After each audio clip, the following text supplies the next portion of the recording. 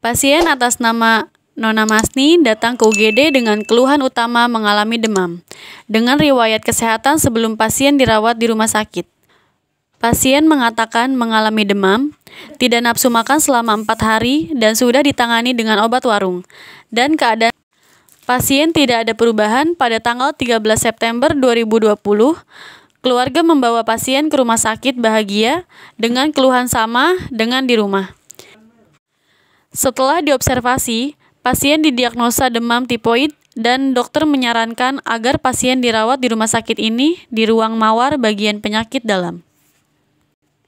Tanda-tanda vital pasien: tekanan darah 130/90 mm per hemoglobin, nadi 110 kali per menit, respirasi 22 kali per menit, suhu 38 derajat Celcius, dan berat badan 64 kg.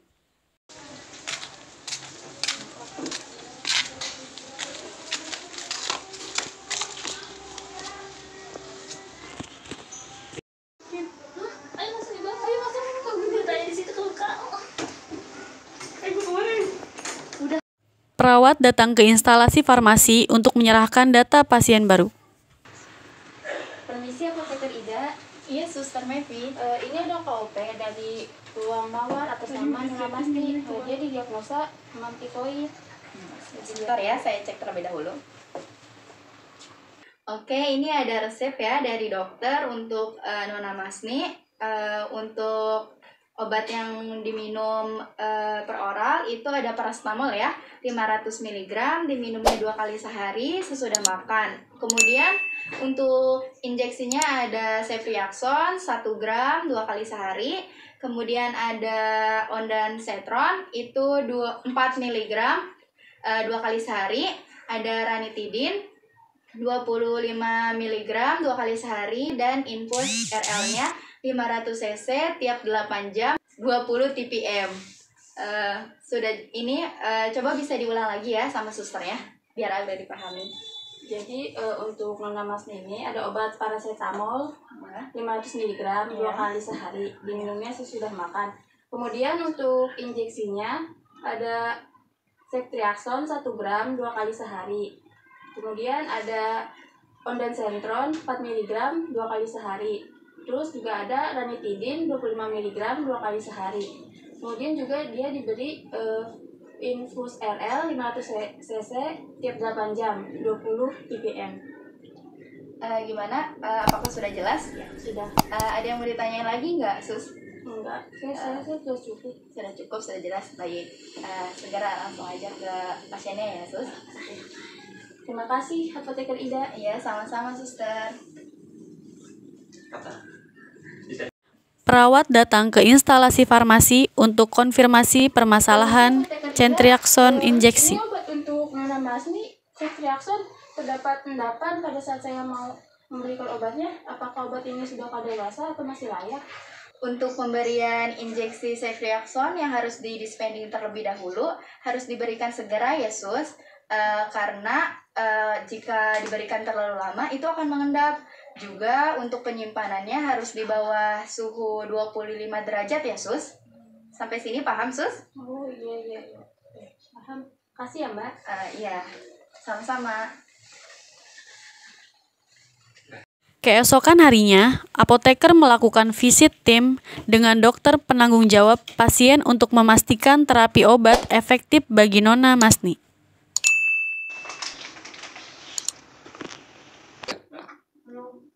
Permisi, Mbak. Gimana keadaannya? Alhamdulillah, baik. Hari ini ada visit dari dokter Mutiara dan apoteker Ida ya, Mbak? Oh iya. Siang, Mbak. Siang, Dok. Perkenalkan, nama saya Dr. Mutiara yang bertugas dalam pengobatan Mbak Masni ya. Saya akan perkenalkan tim visit hari ini ya, Mbak. Di sini ada perawat Mevin, di sini ada apoteker Ida ya, Mbak. Bagaimana, Mbak, hari ini keadaannya? Alhamdulillah sudah membaik, Dok. Kemarin susah makan, sekarang lebih banyak makannya. Tapi kenapa jadi sulit buang air kecil ya, Dok? Benar ya, saya cek dulu datanya ya. Mbak, boleh minta data Mbak Masni? Di datanya tensinya normal ya, Mbak. Terus untuk tekanan suhunya agak naik dikit. karena mbaknya masih dalam pengobatan ya. Bentar ya mbak, maaf.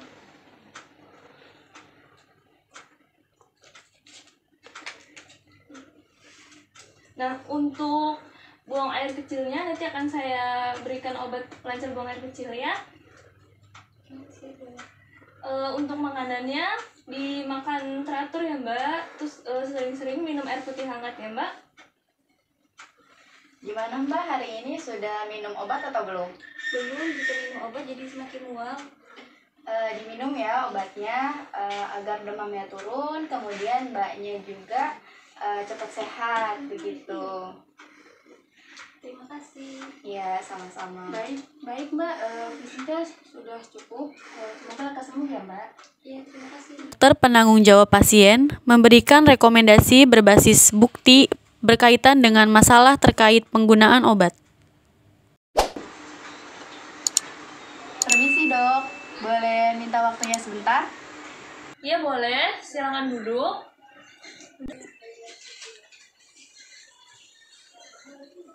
Ada keperluan apa ya mbak? Ini dok, setelah saya lihat resep yang dokter berikan kepada Nona Masni, ruang mawar nomor 66, ternyata terdapat interaksi obat dok, yaitu interaksi antara ceftriaxone dan furosemid. Untuk ceftriaxone sendiri itu dapat menyebabkan masalah ginjal. Jika ditambah dengan furosemid akan dapat meningkatkan resikonya tersebut dok. Seperti itu ya mbak. Coba nanti saya cek dan pasiennya nanti akan dites urinnya. Jika hasil laboratoriumnya menyatakan kreatinnya mengalami masalah, maka untuk furosemidnya diberhentikan aja ya, atau tidak usah diberikan. Kalau masih normal tetap diberikan aja ya. Terima kasih ya informasinya. Iya, sama-sama dok. Terima kasih kembali ya dok. Saya langsung aja ke ruangan saya dok. Iya, sama-sama. Wassalamualaikum dok. Ya. 3 hari kemudian, pada tanggal 16 September 2020, keadaan pasien mulai membaik. Sudah tidak lagi demam, wajah pasien tidak pucat, nafsu makan bertambah, berat badan masih 64 kg dengan tanda-tanda vital, tekanan darah 120/90 mm per hemoglobin, nadi 92 kali per menit, suhu 36,5 derajat Celcius, respirasi 22 kali per menit, dan dokter menganjurkan agar pasien dirawat di rumah atau pasien sudah dapat pulang.